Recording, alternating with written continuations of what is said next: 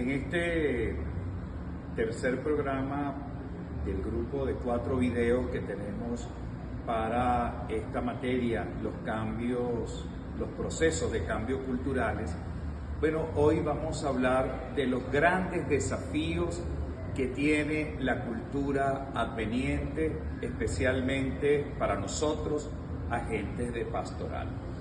Desde hace aproximadamente unos 50 años, la Iglesia viene, a través de sus múltiples documentos, viene tratando sobre algunos aspectos esenciales de la cultura.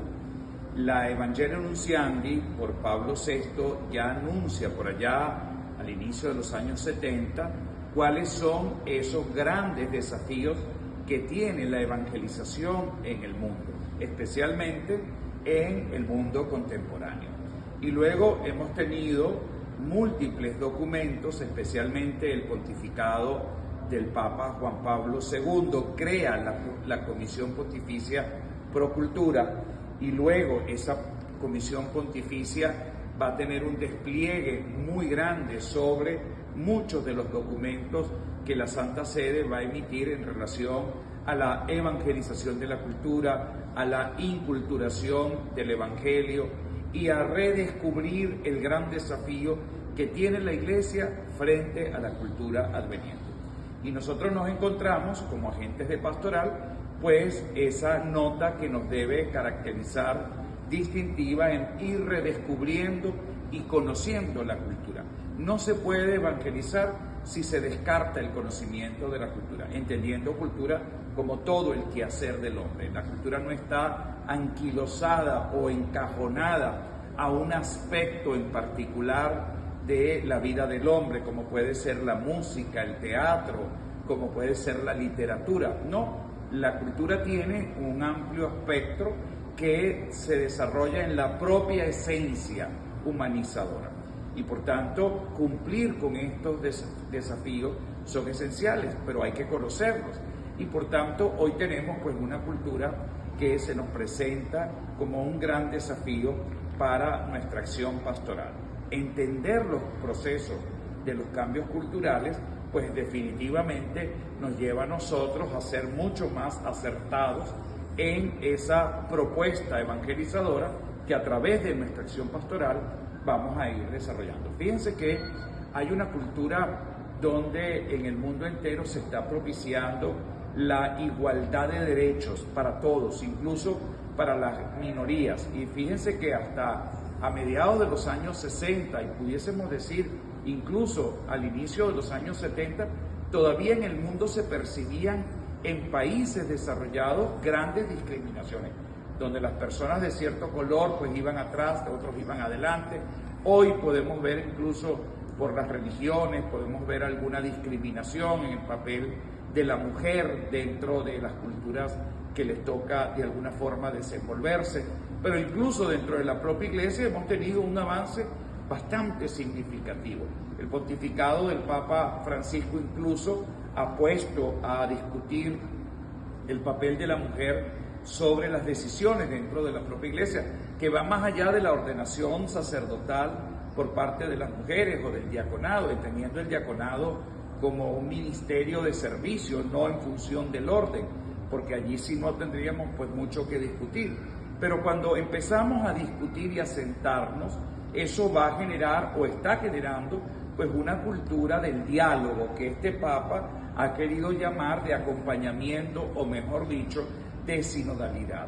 Es decir, donde las decisiones no las toma una sola persona, sino que de alguna manera se empieza a gestar en el seno de la Iglesia temas como han sido siempre muy álgidos, el de la cogobernabilidad, que por cierto mi arzobispo que acaba de ser elegido, Monseñor Raúl Bior, tiene una muy interesante conferencia cuando se refiere a esto, a salir a estar acompañados.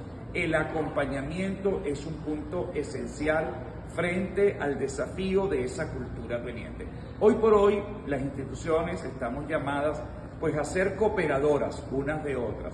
Las ciencias hoy más que nunca tienen ese gran desafío de acoplarse y sobre todo de ponerse en disposición para que eso que nos toca enfrentar lo podamos de manera asertiva poderlo cumplir como verdaderamente un gran desafío que lleva o que llega a su fiel cumplimiento. Por eso, para nosotros hoy es importante, y para cualquier agente evangelizador que se pudiese preguntar, ¿pero qué tengo que ver yo con esta materia en los procesos de cambios culturales? Pues muchísimo, porque allí empezamos a entender que nuestra manera de comunicar el mensaje, pues habría que preguntarse, ¿es el correcto?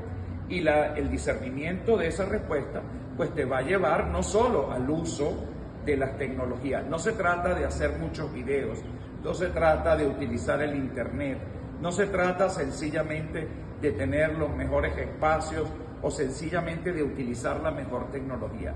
Se trata de utilizar el lenguaje y especialmente el método que pueda llegar hasta lo más profundo de nuestro ser. Fíjense que hoy nos debe llamar poderosamente la atención. La convocatoria sigue siendo bastante alta, bastante significativa de la Iglesia, pero por otro lado también nos damos cuenta que muchas veces esa convocatoria exige de parte de nosotros una adecuación en los métodos, en lo que transmitimos, en lo que conceptualmente conocemos y sobre todo en la manera como lo hacemos. Y quisiera traer a colación unas palabras de hoy, el San Juan Pablo II, que decía: nosotros necesitamos no una reevangelización, sino necesitamos una nueva evangelización. A propósito de la preparación del 5º centenario de la evangelización de América, el Papa decía, esa evangelización debe ser nueva en sus métodos, nueva en su ardor y nueva en su expresión. Nueva en su ardor, nueva en sus métodos y nueva en su expresión. Una vigencia enorme tiene esa expresión del Papa Juan Pablo II hoy. La evangelización clama precisamente de una acción que nos permita una transmisión renovada, una transmisión fervorosa, una transmisión con una metodología que nos lleve verdaderamente al cambio. Eso en primer lugar. En segundo lugar, tenemos una cultura de la muerte por la cual tenemos que luchar por erradicar completamente dentro de nuestra propia realidad. Por un lado hablamos del valor de la vida y por otro lado tenemos un gran espiral, como nos lo recordaba en los años 70 don Helder Câmara, aquel obispo brasileño que sufrió muchísimo por parte de la propia Iglesia por sus ideas un poco innovativas dentro del campo evangelizador y teológico. Pero ese espiral de violencia hoy lo tenemos de una manera muy acentuada. Y hablamos por un lado de instituciones que defienden la vida, que defienden el derecho a la vida, y por otro lado tenemos miles de organizaciones que buscan controlar la vida humana a través de políticas totalmente erradas que no permiten el sano y libre desarrollo de la vida humana, sino el control de esa propia natalidad, utilizando pues métodos que muchas veces irrumpen con la dignidad de la propia persona. Y por otro lado, pues hablamos de la defensa de las minorías, pero también de una generación donde muchas veces se quiere tener el control social, un control social que lo hemos ya visto determinado a través de esta terrible pandemia que azotó a toda la humanidad y que muchos gobiernos sintieron como una tentación el poder vislumbrar allí una posibilidad de control. El mundo entero estuvo de rodillas y controlado por políticas muchas veces totalmente contrarias a lo que de alguna manera deberían ser ajustadas. Fíjense que hoy mucha gente habla de lo innecesario que pudo haber sido el tema de la vacuna, lo terrible y nefasto en la aplicación de métodos. Bueno, eso se puede entender por la inminente llegada de algo que nadie imaginaba, pero que sin embargo el control social fue verdaderamente exitosísimo en todo el mundo, incluso en las naciones del primer mundo. Pero nos damos cuenta hoy cómo muchas de estas personas pues llegan incluso a determinar que pudo haber sido hasta un invento de un laboratorio. Estará la historia por discernir ese acontecimiento y llegaremos en algún momento a entender qué fue lo que realmente pasó. Pero además de eso, tenemos también un mundo no solamente polarizado, tenemos un mundo donde la violencia se ha recrudecido. Países en guerras, países donde verdaderamente hemos tenido la terrible y nefasta noticia de miles de personas, de millones de seres humanos masacrados, olvidándonos muchas veces del legítimo, de la defensa de lo que representa la propia vida humana. Y no hablemos también el acceso a la salud. En los países más pobres, el acceso de la salud se ha hecho cada vez más reducido. Y todos esos procesos de cambios sociales, pues que nos han ayudado, que nos han acercado, que nos han limitado y que nos han dado la posibilidad de conocer un poco la realidad de una manera mucho más directa, pues también hemos tenido pues la posibilidad de poder diseñar pues una serie de elementos que han sido nefastos para nuestra propia realidad. Fíjense, por ejemplo, el acceso que tiene la población más vulnerable y pobre de la humanidad a la medicina moderna, a la medicina que tiene los últimos adelantos, que permite tener o darnos mejores condiciones de vida. Por un lado hablamos del desarrollo tecnológico, científico y médico, y por otro lado todavía tenemos una población que aún se sigue muriendo de hambre.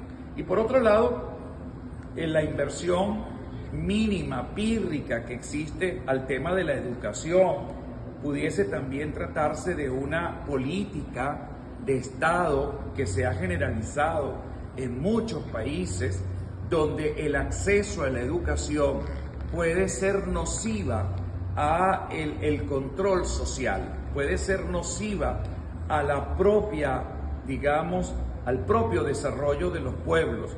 Un pueblo culto, un pueblo educado, un pueblo preparado, pues es un pueblo que está más cercano a poseer su libertad. Un pueblo embrutecido, un pueblo sin cultura, un pueblo sin conocimiento, es un pueblo fácilmente sometido a la esclavitud. Y bueno, todos esos elementos que les he ido enumerando forman parte de la cultura de la muerte, entre otros muchos. Es decir, el no surgimiento de una posibilidad de poder ser autónomos, sino de depender. Esa posibilidad pues te va a ayudar y te va a llevar siempre a establecer un control inmensamente grande, una mano de obra barata, un pueblo inculto, no educado, un pueblo sometido a la violencia, controlado por la violencia. Sin duda son mecanismos que hoy utiliza la cultura de la muerte como mecanismos de control social. Y por último, quisiera de alguna manera también dejar este gran mensaje en este tercer video. Bueno, cómo ese proceso de cambios culturales van incidiendo y van configurando a una nueva persona. Y la nueva persona que se va configurando gracias a esos profundos cambios que se han gestado, especialmente en los últimos años, tenemos población y tenemos generaciones donde se le ha tipificado. Las personas que nacieron en el año 2000 tienen una tipología, digamos, y una descripción muy característica. Los que nacieron en el 2010, que hoy tendrían 14 años, o tienen 14 años, pues tienen también una tipología muy específica. Y todas las futuras generaciones pues tendrán una tipología que les caracterizará de una manera determinada. Si usted viene de jugar el yoyo, la perinola, si usted viene de los juegos tradicionales, que fueron de alguna manera los que nosotros utilizamos hasta no hace mucho, 20, 30, 40 años, y que hoy el juego tradicional se convierte en el celular, pues definitivamente el comportamiento que va a desarrollar esa persona va a tener unas características muy diferentes a las que generaciones, digamos, predecesoras han utilizado a lo largo de su proceso educativo. Entonces, eso nos tiene que ir cambiando, nos tiene que ir ajustando para ir conociendo lo que está por verse y que nos toca sin duda enfrentar. Y esa, digamos, posibilidad que se convierte en un gran desafío es el que hoy yo invito a conocer. Muchísimas gracias y lo invito para un próximo programa.